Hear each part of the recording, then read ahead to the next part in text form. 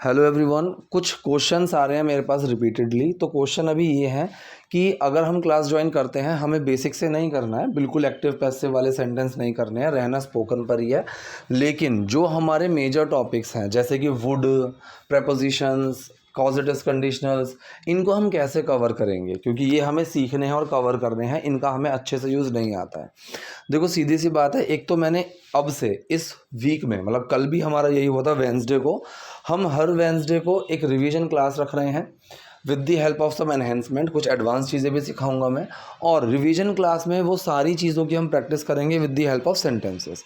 Along with this, इसी के साथ साथ हर संडे को 12 से 1 हमारी एक मास्टर क्लास होती है जो इन्हीं मेजर टॉपिक्स पर होती है। तो आप उनको ज्वाइन करेंगे तो वहाँ पर आपको पूरी क्लास मिलेगी। वेंसडे को तो हम प्रैक्टिस करेंगे सेंटेंस की हेल्प से, मैं सिखाऊंगा वैसे नहीं, लेकिन जो संडे को मास्टर क्लास होगी उसमें मैं सिखाऊंगा।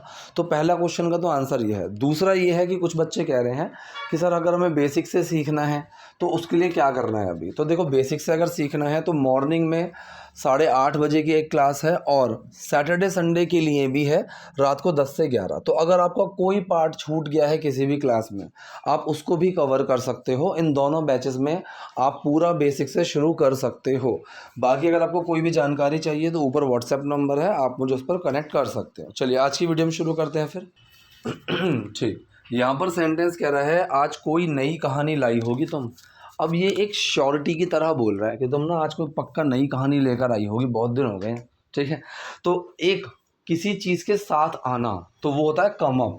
कम के साथ अप लग जाता है, तो कम अप का मतलब होता है जैसे I came up with a great idea. ठीक है, तो कम की सेकंड फॉर्म केम लग गई, I came up with a great idea, कि मैं एक अच्छे आइडिया को लेकर आया। ठीक है, इसी तरीके से यहाँ पर ये कह रहा है कि नई कहानी लेकर आई होगी आज तुम कोई ना कोई, so you must have come up. तो यहाँ पर मस्ट का यूज़ क्यों करा है, क्योंकि ये बहुत ज़्यादा श्योर है। ठीक है, हम इस चीज़ को अभी मॉडल्स के पार्ट में पढ़ भी चुके हैं क्लास के अंदर, तो वो बच्चे समझ गए होंगे। So you must have come up with a new story today. काफ़ी लोग ये बोलते हैं कि पास्ट के लिए आप मस्ट का यूज़ मत करो, लेकिन ऐसा कुछ नहीं है, मॉडल्स में आप कर सकते हो, कोई दिक्कत नहीं है पास्ट के लिए भी। So you must have come up with a new story today, कि तुम आज एक नई स्टोरी लेकर आई होगी। तो यहाँ पर मस्ट हैव के साथ हम थर्ड फॉर्म का यूज़ करते हैं। ठीक है, मे हैव का यूज़ कर सकते हो, मस्ट हैव का यूज़ कर सकते हो, माइट हैव का यूज़ कर सकते हो। इसने कहा कि मैं हम दोनों के लिए इतनी मेहनत कर रही हूँ। अब इस सेंटेंस को दो तरह से बोला जा सकता है। एक तो तरीका ये है बिल्कुल सिंपल सा, कि आई एम वर्किंग, कि I am working so hard for both of us. अब इसने सेंटेंस को कैसे बोला कि I have been working so hard for both of us. दोनों में डिफरेंस क्या है। आई एम वर्किंग मतलब मैं कोई काम अभी कर रहा हूँ, मतलब अभी हाल फिलहाल में ही बस वैसे ही कर रहा हूँ। और आई हैव बीन का मतलब है कि मैं कोई काम है जो काफ़ी टाइम से कर रहा हूँ। तो इसमें सिर्फ इतना सा ही डिफरेंस है। तो इसने कहा कि I have been working so hard for both of us, मैं हम दोनों के लिए इतनी मेहनत कर रही हूँ, और उल्टा तुम मुझ पर शक कर रहे हो। अब इसको जब बोलते हैं और उल्टा, एंड इंस्टेड ऑफ दिस, आप ऐसे बोल सकते हो, कोई दिक्कत नहीं है इसके बजाय, लेकिन इसके लिए एक प्रॉपर टर्म है। और उल्टा तुम मुझ पर शक कर रहे हो। And on the contrary, on the contrary का मतलब होता है बजाय इसके, इसके अलावा, मतलब और उल्टा जो सेंस होता है ना, और उल्टा तुम मुझ पर शक कर रहे हो। And on the contrary you are doubting me. ठीक है, डाउट जो होता है वो एक एक्शन की तरह ट्रीट होता है प्रॉपर। तो आप डाउट को आईएनजी लगाकर यूज़ करते हैं। ठीक है, इसमें कुछ कन्फ्यूजन रहती है लोगों को, तो इसमें कोई कन्फ्यूजन रखने की ज़रूरत नहीं है। आप डाउट में आईएनजी अगर लगाओगे तो वो एक प्रॉपर एक्शन की तरह बोला जाएगा, ट्रीट होगा। तो इसने कहा और उल्टा तुम मुझ पर शक कर रहे हो, and on the contrary you are doubting me. क्या तुम्हें मुझ पर दया नहीं आती। अब इसने कहा क्या तुम्हें मुझ पर दया नहीं आती। अब दया आने को बोलते हैं to feel pity for someone, to feel pity for someone. जैसे मैं कहूँ कि यार मुझे ना उस बच्चे पर दया आ गई, so I felt pity for that child. ठीक है, तो वहाँ पर हम पिटी का यूज़ करते हैं। इसने कहा क्या तुम्हें मुझ पर दया नहीं आती, don't you feel pity for me. तो to feel pity for someone that means किसी पर दया आना। सो डोंट यू फील, क्या तुम्हें नहीं आती है, don't you feel pity for me. अब यहाँ पर एक छोटा सा टर्म और है समझने के लिए। डोंट यू का यूज़ हम दो तरह से करते हैं। एक तो ये कि क्या तुम ये नहीं करते हो, ठीक है, और दूसरा जब आप किसी को कुछ करने के लिए मना करते हो, जैसे कि डोंट गो देयर। अब मैं ऐसे ही बोलूँ ठीक है, कि तुम चिंता मत करो, तो डोंट यू वरी। अब डोंट यू वरी के दो मीनिंग निकलेंगे, ठीक है। एक मीनिंग तो ये निकला है कि क्या तुम चिंता नहीं करते हो, और दूसरा मतलब है तुम चिंता मत करो। अब इसको समझेंगे कैसे, ये चीज़ आपको हमेशा बात के कॉन्टेक्स्ट में ही समझ में आएगी कि आप क्या बात कर रहे हो, क्या बोल रहे हो, आपको उसी में समझ में आएगा। तो क्या तुम्हें मुझ पर दया नहीं आती है, so don't you feel pity for me.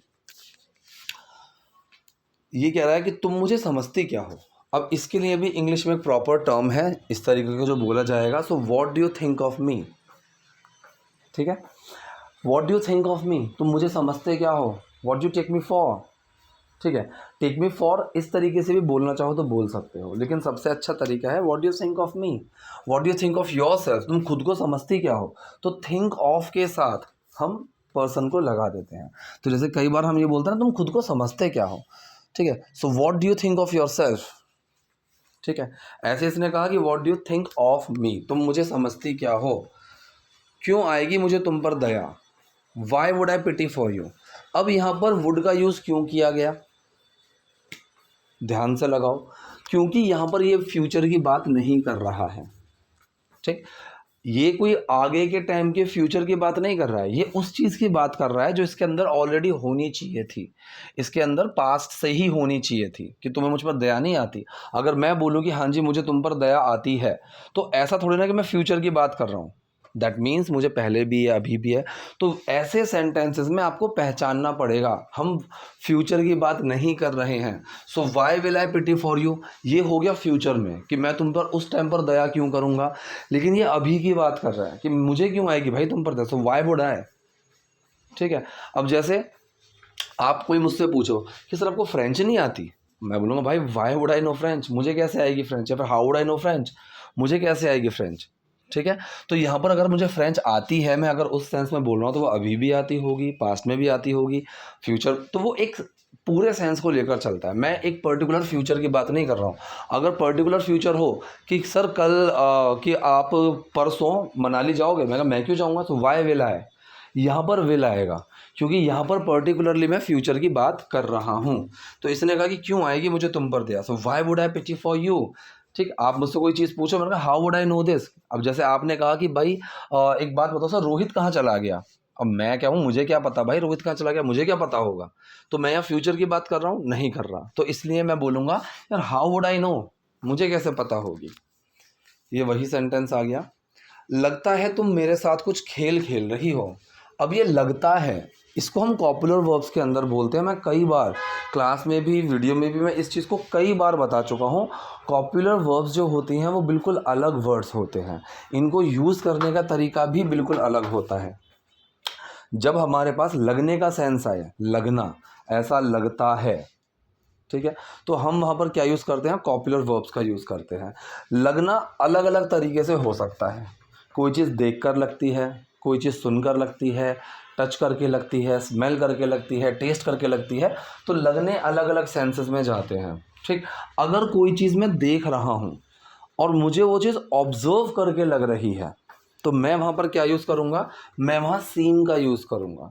तो लगता है इट सीम्स, आप ये भी बोल सकते हो इट सीम्स, या फिर आप सिंपल सीम्स का भी यूज़ कर सकते हो, कोई प्रॉब्लम नहीं है। तो सीम्स लाइक लगता है, ठीक है।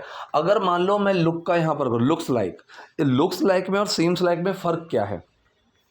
अगर कोई चीज़ मुझे देखते ही लग रही है, देखने से ही, देखने मात्र से लग रही है, वहाँ पर लुक का यूज़ आता है। जैसे आप कोई शर्ट पहन कर आए, अब शर्ट को मुझे ऑब्जर्व करने की ज़रूरत नहीं है कि मैं बैठ के उसको 15-20 मिनट ऑब्जर्व करूँ, अरे हाँ ये तो अच्छी लग रही है, ऐसा नहीं है। अब जैसे ही कोई शर्ट पहन कर आए और मैं तुरंत बोलूँ अरे यार ये शर्ट तो बहुत अच्छी लग रही है, तो दिस शर्ट लुक्स, तो यहाँ पर लुक का इस्तेमाल हो जाएगा, ठीक है, कि वो देखते ही लग रही है। लेकिन अगर मान लो आप किसी पार्टी में आए, आप स्माइल भी कर रहे हो थोड़ा सबसे, हाँ हाँ ठीक है, हाय हेलो भी कर रहे हो, लेकिन फिर मैंने देखा कि भाई आप कोने में बैठ गए, ज़्यादा किसी से बात नहीं कर रहे, ज़्यादा घुल मिल नहीं रहे हो, नाच कूद नहीं रहे हो, कुछ खा पी नहीं रहे हो, अब मैं क्या बोलूँगा, यार ही सीम्स अपसेट, या फिर यू सीम अपसेट टुडे। कोई बच्चा है जिसने, मैंने कोई सवाल पूछा, फटाफट जवाब दे दिया, मैंने कहा भाई ही सीम्स इंटेलिजेंट, तो ऐसा थोड़ी ना कि देखते ही मैं बोल दूंगा अरे यू लुक इंटेलिजेंट टुडे, आप तो इंटेलिजेंट लग रहे हो ऐसा नहीं होगा। तो वहाँ सीम का यूज़, सो सीम्स लाइक लगता है, ये ऑब्जर्व कर रहा है इस चीज़ को, you are playing some game with me, you are playing some games with me, तुम मेरे साथ कोई खेल खेल रही हो, बस बात को टाले जा रही हो। ठीक है, अब टालना बहुत सारे वर्ड्स हैं इसके अंदर, अवॉइड लगा सकते हो, पोस्टपोन लगा सकते हो, पुट ऑफ लगा सकते हो। ठीक है, कोई चीज़ को पोस्टपोन करने के लिए फ्रेजल वर्ब्स भी होते हैं, और साथ ही साथ हम यहाँ पर प्रोक्रेस्टिनेट लगा सकते हैं, किसी चीज़ को टालना, किसी चीज़ को आगे बढ़ा देना कि हाँ चलो ठीक है तब करेंगे, ऐसे करेंगे वैसे करेंगे, तो वह प्रोक्रेस्टिनेट भी हो सकता है। बस बात को टाले जा रही हो, जस्ट हैव बीन, आर का यूज़ करो तो भी ठीक है, लेकिन ये हैव बीन का यूज़ लगाकर बोल रहा है कि काफ़ी टाइम से मैं इस चीज़ को देख रहा हूँ कि you just have been avoiding the matter. बात के लिए आपको कोई चीज़ लगाने की ज़रूरत नहीं है। अगर बात एक एक्शन है कि तुम बात कर रहे हो, वो बात कर रहा था, तो यहाँ पर आप टॉक का यूज़ करोगे। लेकिन इसमें कन्फ्यूजन क्या आती है, बहुत से बच्चे ना हर चीज़ में टॉक समझते हैं। जैसे मैं बोलूँ कि नहीं नहीं ऐसी कोई बात नहीं है, कुछ बात है क्या, तो वो समझते हैं इसमें टॉक लगाना पड़ेगा, कुछ बात है क्या, एनी टॉक इज़ देयर, नहीं नहीं नहीं, is there any matter, is there anything, कोई बात नहीं है, there is nothing, there is no matter. आप इसमें मैटर या थिंग इन चीज़ों का यूज़ करोगे अगर बात कोई एक्शन नहीं है तो। डन। तो सेंटेंस आया, बस बात को टाले जा रही हो, just have been avoiding the matter, just have been avoiding the matter. अब इसने कहा कि मैं चाहे कितनी भी कोशिश कर लूँ, ठीक है, मैं चाहे कितनी भी कोशिश कर लूँ। इसको हम कैसे बनाएंगे, दो तरह से बना सकते हो कि it doesn't matter how hard I try. एक तरीका तो ये हो गया कि it doesn't matter how hard I try, और दूसरा तरीका ये हो गया कि no matter how hard I try. तो इसमें आप नो मैटर का यूज़ कर सकते हो कि नो मैटर, कोई फ़र्क नहीं पड़ता, हाउ हार्ड आई ट्राई, मैं कितना भी कोशिश कर लूँ। ठीक है, तुम हमेशा ऐसे ही रहोगे। अब यहाँ पर रहोगे, ये कोई शहर में रहने की बात नहीं चल रही है। इस रहोगे, रहा, रहता था, इसमें भी कन्फ्यूजन है। अगर देखो मैं लिटरली किसी शहर में रहता था, वहाँ किसी जगह रहता था, अगर मैं वहाँ की बात करूँ तो वहाँ पर आप लिव, विज़िट, इन सब चीज़ों का यूज़ कर सकते हो। लेकिन अगर मैं एक वैसे बात करूँ कि मैं डिप्रेशन में रहा था, मैं डिप्रेशन में रह चुका हूँ, मैं ऐसा ही रहूँगा, ऐसे सेंटेंसेस में हम बी का यूज़ करते हैं। ये चीज़ मैंने अपनी बी वाली क्लास में पूरी डिटेल में समझाई हुई है, पूरी डिटेल में। ठीक है, तो यहाँ पर जो बात चल रही है ये किसी कंडीशन में रहने की चल रही है, ना कि किसी जगह में रहने की। तो इसने कहा कि तुम हमेशा ऐसे ही रहोगे, तो यहाँ पर हम बी का यूज़ करेंगे, you will always be the same, you will always be the same, तुम हमेशा ऐसे ही रहोगे। जल्द ही मुझे प्रमोशन मिलने वाला है, मुझे मिलने वाला है। ठीक है, मिलने के लिए हम गेट का यूज़ करते हैं, लेकिन मीट अलग होता है। किसी इंसान से मिलना, वहाँ पर हम मीट का यूज़ करते हैं। कोई चीज़ मुझे मिली, वहाँ पर हम गेट का यूज़ करते हैं। तो मिलने भी अलग अलग हैं, एक चीज़ को रटना नहीं है, इसलिए बार बार बोलता हूँ। तो इसने कहा कि जल्द ही मुझे प्रमोशन मिलने वाला है। अब होने वाला और करने वाला, ऐसे सेंटेंसेस में हम गोइंग टू या इज एम मतलब is going to, am going to, are going to या अबाउट टू का यूज़ करते हैं। हालांकि ये चीज़ विल के साथ भी है। अगर मैं बहुत प्रोफाउंडली आपको बताऊं तो होता क्या है कि tomorrow I will meet my friend, कि कल मैं अपने दोस्त से मिलूंगा, ये सेंटेंस बिल्कुल प्रिसाइजली देखोगे ग्रामेटिकली तो गलत है, क्योंकि विल के साथ फंडा ये है, मतलब इस तरीके से बहुत प्रिसाइजली चीज़ें हैं कि अगर कोई चीज़ फ्यूचर में फिक्स्ड है, प्लान्ड है, किसी प्लान के अंतर्गत है अगर वो चीज़, तो हम वहाँ पर विल की जगह am going to, are going to, is going to का यूज़ करते हैं। तो जैसे मैंने कहा कि I will meet my friend tomorrow, इसकी जगह सेंटेंस ये होना चाहिए कि I am going to meet my friend tomorrow. ठीक है, लेकिन हम बनाते कैसे हैं, I will meet my friend tomorrow. ठीक है, तो ये चीज़ थोड़ी थोड़ी सी है, ज़्यादा कंफ्यूज होने की ज़रूरत नहीं है, हमें ज़्यादा डीप जाने की ज़रूरत नहीं है, आप इसको नॉर्मली देख सकते हो। तो जल्द ही मुझे प्रमोशन मिलने वाला है, soon, soon I am going to get the promotion, या फिर I will get the promotion. ठीक है, अबाउट टू का यूज़ होता है कोई चीज़ जस्ट अभी अगले सेकंड होने वाली है, I am just about to slap you. ठीक है, तो कोई चीज़ जो अगले सेकंड होने वाली है, कि भाई 2:55 हो चुके हैं, 3 बजे मूवी का शो है, मैं कह रहा हूँ movie is about to start, movie शुरू होने वाली है, फटाफट आ जाओ। ठीक है, चलिए, मेरा तबादला किसी दूसरे शहर में हो सकता है, मतलब मैं किसी दूसरे शहर में ट्रांसफ़र हो सकती हूँ। अब यहाँ पर कैन की बात नहीं चल रही है, यहाँ पर बात चल रही है पॉसिबिलिटी की, और वो भी कोई स्पेसिफिक पॉसिबिलिटी। मॉडल्स की क्लास में मैंने स्पेसिफिक, जनरल, इन सब पॉसिबिलिटीज़ के बारे में बताया है, जिसके बारे में कोई नहीं बताता है। ठीक है, सकता है, सकती है पर रटवा देते हैं, लेकिन एक्चुअल में इनको बहुत प्रोफाउंडली समझना और समझाना अलग अलग चीज़ें हैं। ठीक है, तो मेरा तबादला किसी दूसरे शहर में हो सकता है, तो यहाँ पर सेंटेंस क्या बनेगा, I may get transferred, I may get transferred to some other city, किसी और शहर में मेरा तबादला हो सकता है। अगर जल्द ही ऐसा हुआ तो हम यहाँ से शिफ्ट हो जाएंगे। ये कौन सा सेंटेंस है, ये टाइप 1 कंडीशनल सेंटेंस है। We are talking about future. अगर जल्द ही ऐसा हुआ, इफ़ इट हैपन्स सून, अगर ऐसा जल्दी होगा, तो ये प्रेजेंट इंडेफिनिट में चला गया। इफ़ इट हैपन्स सून, हम यहाँ से शिफ्ट हो जाएंगे। We will shift from here, we will shift from here. ठीक है, हम अपने आप ही होंगे, खुद होंगे, कोई करेगा तो नहीं, तो इसको पैसे में बनाने की ज़रूरत नहीं है। एक ठीक है, तो ये थी आज की वीडियो, आज के सेंटेंसेस। आई होप चीज़ें आपके लिए यूजफुल रही होंगी। कोई डाउट, कोई क्वेरी हो तो कमेंट बॉक्स में जब हमसे पूछेगा। वीडियो पसंद है लाइक कीजिए, नए हैं लाइक सब्सक्राइब दोनों कीजिए। Thank you.